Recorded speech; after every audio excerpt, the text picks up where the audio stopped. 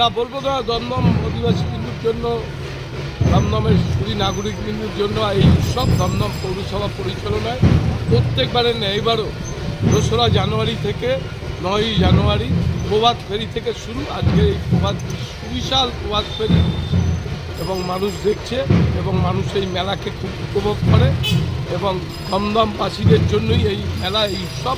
সব দমদমবাসীর কাছে আমার হাত জোর করে অনুরোধ, সবাই এই উৎসবে আসবেন। এই উৎসব আপনাদের জন্য, আপনারা উপভোগ করবেন। সকাল 8টার সময় প্রভাত ফেরি নিয়ে শুরু হয়েছে।